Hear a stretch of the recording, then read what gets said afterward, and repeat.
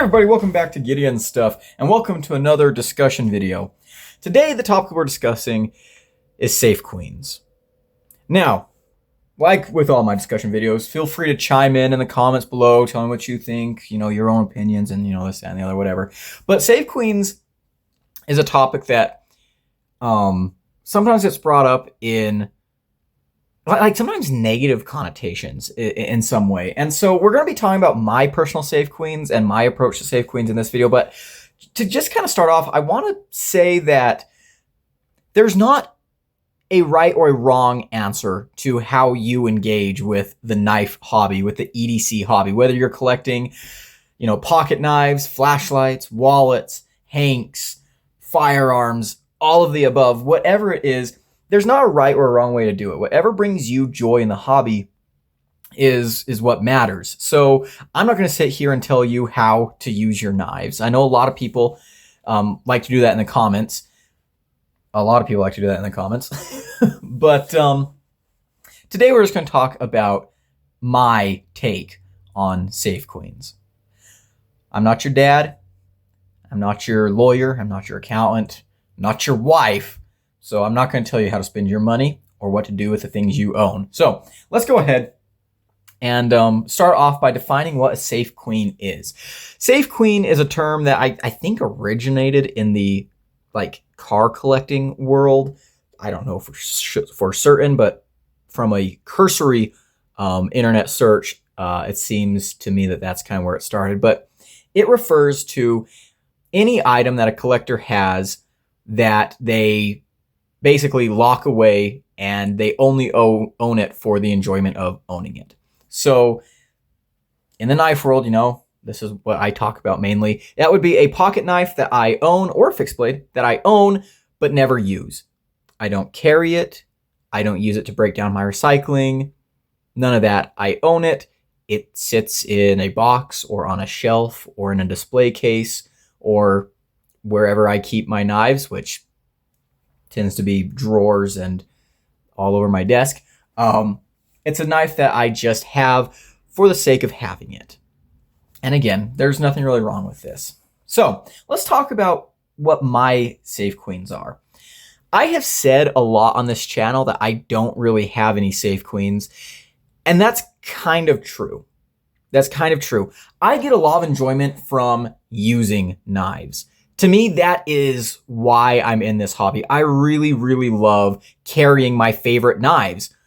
To me, having a knife in my pocket while I'm climbing a mountain or even just having a regular ass day at work is part of the enjoyment of having that knife, right? I get a lot of happiness from carrying my favorite knife in my pocket with me throughout the day. I get a lot of enjoyment from testing and using knives. I love taking my fixed blades out in the field and beating on them and using them to make shelters and fires and things like that. That's something that gives me a lot of joy. I love testing my knives, cutting different things, using them for all my EDC tasks, appreciating the ergonomics, appreciating the slicing capabilities, appreciating or sometimes not appreciating the quality of the steel, It depends. For me, that gives me a lot of joy. So it's very easy for me to get as much joy out of something like this $40 Syncut as I get from something like this $400 TRM, right? A lot of the joy comes from just using the knife. Whether I'm enjoying the knife or not, like there can be a knife that I think is absolutely terrible. It doesn't cut well, the action's crappy, the ergos are bad, but I still get a little bit of enjoyment from carrying it and using it and testing it and, of course, making videos about it. Obviously, I like some knives more than others, and the knives that I tend to enjoy more are knives that perform better. They're knives that fit my hand really well. They're knives that I think have excellent cutting geometry. They're knives that I think display excellent fit and finish. There's a lot of things that go into making a knife a object of joy in my life, right? But there are definitely some knives that I don't really use. We're going to go ahead and get into it. This TRM Bulldog is one of the most expensive knives in my collection, right? This one has a Magna Cut blade. We've got the titanium scales, the carbon fiber backspacer, the titanium clip. This is a really, really cool knife. I love this knife. If you guys have seen any of the videos I've made with this knife, of which there are many, you'll know that I am a huge fan of this knife. And you'll also know that I don't baby it. This knife has gone all over the place with me, literally. I've taken this knife on camping trips. I've taken this knife on mountain climbs. This knife has gone with me to work and everywhere in between. I love this knife. I think this is one of the best EDC knives I own. I absolutely love carrying this knife and using this knife. So what I'm getting at is that for me, price doesn't really play a huge role in my Safe Queens. This knife, this is a very, very beautiful knife. It's a very expensive knife, but it is not a Safe Queen. And I do not think it ever will be. Now, I do want to actually add in something real quick. There are, because I run a knife channel, or try to at least, I am constantly carrying different knives. So there's a lot of knives that I love deeply that I sometimes just have to like set aside for a little bit while I try and carry other things for review. But a lot of those knives will eventually be carried again because, you know, sometimes I'm just in between knives to review and I always go back to some of my favorites for carry. This knife here is the Hinderer Jurassic. This was my Grail knife, and I still cannot believe I own this knife. This is a very expensive knife. This is an over $400 knife. I love this knife. I've been carrying the heck out of this knife. I actually brought this knife out just for this video because I actually had to lock it in a desk drawer so that I would stop carrying it and carry some of the other knives that I have that I need to get reviews done with. This is an awesome knife, and my first thought when I pulled this knife out of the box was, oh my gosh, I want to use this knife. I went home to visit my family for Christmas. I was only there for a couple of days, but I tried to go out and cut as many things around the ranch with this as I could. You know, opening hay bales, cutting some straps. Like, I just wanted to put this knife to use because that gave me a lot of joy. Now, I did not buy this knife. This knife was gifted to me by an incredibly generous viewer. So does the fact that I maybe don't have, you know, my own money put down in this knife, does that make me more likely to use it, carry it, and abuse it? I don't really think so. This is the Bestech Bowie Tie. I bought this knife several years ago when I was a poor college student. And it was the most expensive knife I'd ever bought at the time. It was a huge undertaking to buy this knife. I sold some other things. I saved up for months. I bought this knife. And as I was waiting for it to come in the mail, this was like $260 when I bought it. As I was waiting for it to come to me, I was just nervous. I was biting my nails. I was like, oh my gosh, what have I done? I've spent all this money. That was way too much money for me to spend. I gotta be completely honest. Why did I do that? The knife got here, and I fell in love with it, and I immediately started carrying it and using it. I still carry and use this knife. One of the first things I did with this knife was I immediately ran out into the mountains to do some review cutting with it, and I like this knife a lot. It was a lot of money, but a lot of my enjoyment came from using it. So you could consider this like my very first Grail that I ever obtained. I remember just drooling over this knife for weeks, right? Not even weeks. It was weeks when I decided I was going to save up and buy it, but I've been drooling over this knife for like a couple of years before I pulled the trigger on it. But very, very cool knife. Now, these two knives that we just showed are American-made, you know, kind of small batch, very premium knives. This is a premium, you know, high-end production knife made by a Chinese company. And again, there are a lot of different levels to people's, you know, Safe Queens. This could definitely be a Safe Queen for someone, right?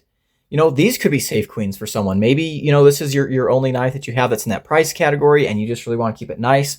Maybe you're only ever going to get knives that get up into the, $260 range. And so you have this one, and this is the most expensive knife that you're ever going to buy. And so you want to keep it nice. That's completely valid. Heck, there might even if there's someone who, this Civivi Placoid, this is a $55 knife. Maybe this is the most expensive knife that somebody owns, and they think it's just gorgeous, which it is. I love this crushed G10. This could very well be a safe queen for someone, right? It just depends. We're all at different levels.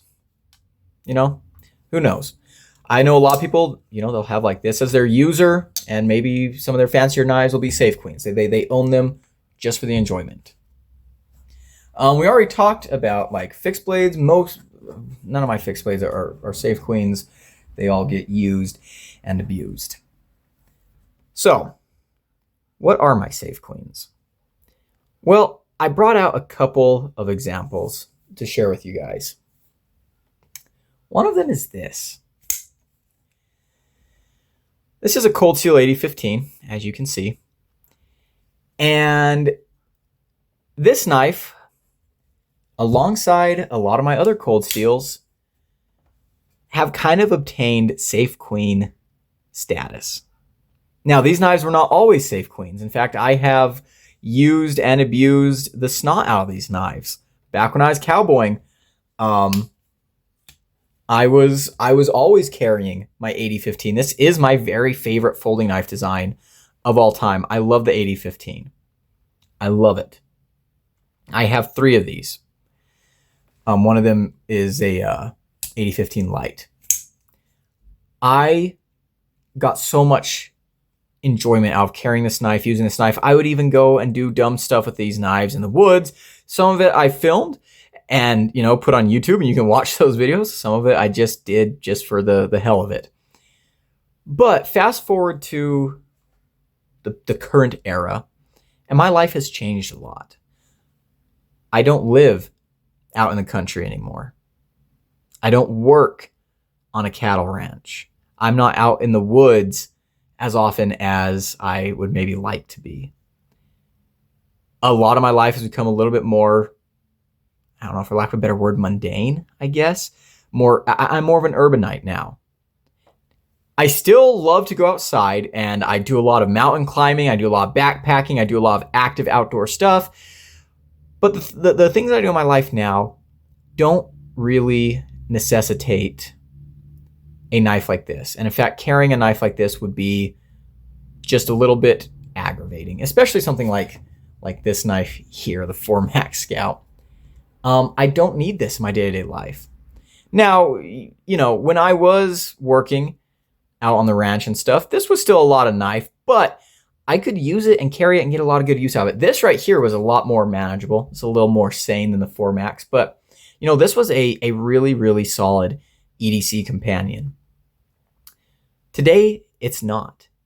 It just doesn't make that much sense for my life right now. Whether I'm at work, if I'm at work, I don't need this much knife with me. If I'm out doing a mountain climb, this is a little bit heavier and bulkier than I would want for those, active activities in some situations. And so a lot of my Cold Steel knives have kind of become safe queens. I keep them around because I love them. This knife and me have so many memories together. And again, this is my favorite knife design of all time. And I pull them out. That was lousy. I pull them out and I play with them and I flick them, and they, every once in a while, and they bring me an immense amount of joy just owning them. I'm not using them very much anymore, but just owning them brings me a lot of joy. You could also, I didn't bring it out right now. I guess I could run and get it, but I'm not going to. But my Espada XL, I own that knife just because it's fun, just for the memes, just for the lulz. That knife is absolutely ridiculous and stupid, and I'm never going to EDC it as a regular pocket knife, but I have it because I think it's funny and I like it. So you could consider that knife to be a safe queen in a way. I also want to talk about this knife right here. This is an Elk Ridge Bowie knife that my dad gave me for Christmas when I was 14. And again, this was a knife that when I was 14, I carried a lot. It went with me all over the place, running around in the woods. And I love this knife. I absolutely love this knife. We can see we've got some scuffs and marks on it and stuff. I've cleaned it up in recent years, but it's still got some wear signs. This is a really, really special knife to me. Now, this is not an expensive knife. This is not a fancy knife. But this is a very sentimental knife. And so I keep this knife around. I love this knife dearly, but I don't carry it. I don't use it. I don't really have a need for this particular knife in my collection other than I just love it. It brings me good memories. It makes me think of my dad. It makes me think of my childhood, my teenage years, all the stupid shit and trouble I got into. And to me, that is invaluable. If I were to have bought this knife yesterday, I don't think I would like it very much. It's got some cool features, but this is not really my style. I'm not a big fan of these guards that, poke up right there.